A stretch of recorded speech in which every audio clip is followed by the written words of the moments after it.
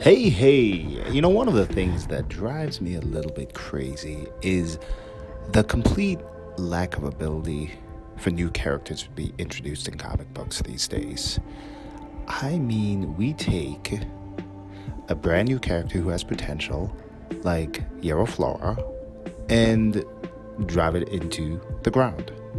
I think we have this struggle where I don't know if it's editors, creators, if there's marketing experts within the big two who are making bad decisions, but they just can't seem to get it right anymore. And I think a lot of it is this. I think they have this inverse understanding of how to actually get a character to become popular and then how to grow them within a market. So I'll give you an example.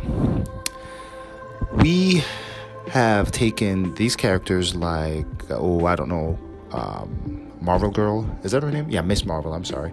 And we decide she's going to be the most popular character.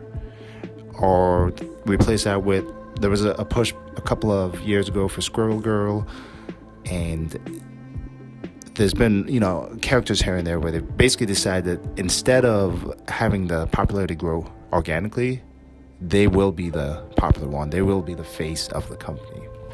And so what do? They put them in their own series. They would make them kind of pushed in various mediums. So they're in video games, they're in TV shows, they're all over the place, right? And it's just not the way things work. When we look back at how some of the most popular X-Men characters, I'm using that because X-Men is what I'm most familiar with. It's what I've read most growing up and into my adulthood. But let's say you look at Storm, Gambit, Wolverine, arguably three of the most popular characters out there. None of them just were pushed into their own series at first. No, instead, what happened is you introduced them as part of a team book, had some storylines, and based on those storylines, based on the demand, there were readers who would write in and say, hey, let's have more of this. Let's get more of this Canadian guy with claws. He seems kind of cool. He went from being in the pages of Hulk to going into X-Men to eventually having his own book. And then it got a little crazy at one point. I think he was in the Avengers, while in the X-Men, while in like 5 different teams. He was everywhere, right? So the point is, you introduce a character as a background character, as a supporting character, somebody who comes in and really you don't have an expectation that character is going to be a superstar.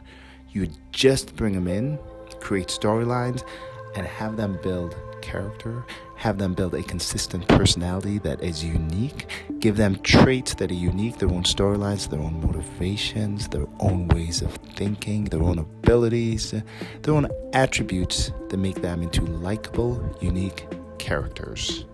And then from there, that is how a fan base is built around that person. Storm has her fan base. Gambit has his obsessive fan base. And Wolverine also has a huge fan base as well. And they then will push for a demand of a separate series, their own individual series that centers around that character and their story individually. What we tend to do is we go, hey, we predict, or replace predict with, we want a character to become very, very popular. We want them to be the new face, the new hero. So we take the Kamala Khans, or we take, in this case, Flora. Now, this is the other side of it. Flora probably would have been a popular character if they had kept her in the team, kept her growing organically, built that demand. Instead, what they did is they put her in her own book, beautifully drawn. I mean, the art in this is amazing, by the way. If you just pick it up, get the story, support. I know it's only 8 issues and the storyline isn't great, but support the artist. And the thing about it is, at the same time, you also had her in a team book, but there's no consistency because they have not yet established her motivations, what's really driving her backstory that's truly explaining why she thinks the way she thinks, why she does the things she does, and why she approaches the things the way she approaches them. because now it's inconsistent. Now you're simultaneously trying to build her up in a team book while also building her up in her own series. It doesn't work that way. It's too much, and there's lack of there's inconsistency.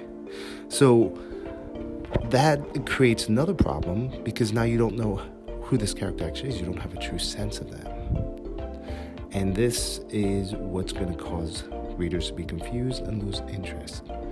You need to think about the long game. We want to push these characters to the front before they're ready to. We want to force this demand on readers. You can't do that. Sometimes it takes 5, 6 years. Sometimes it takes a decade to build a character up so that they're popular, so that readers are familiar with them, want more of them, and then decide that, hey, this is our guy or this is our gal. And now, at that point, let's push them into other mediums. Now let's give them a cartoon and a TV show, a video game, etc., etc., etc.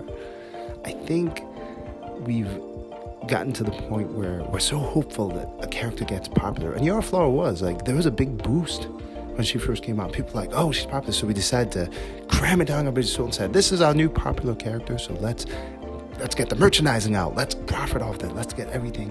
It's short-term thinking, ladies and gentlemen. We need to think about how things are going to look in the long term. Anyhow, those are my thoughts. Let me know yours.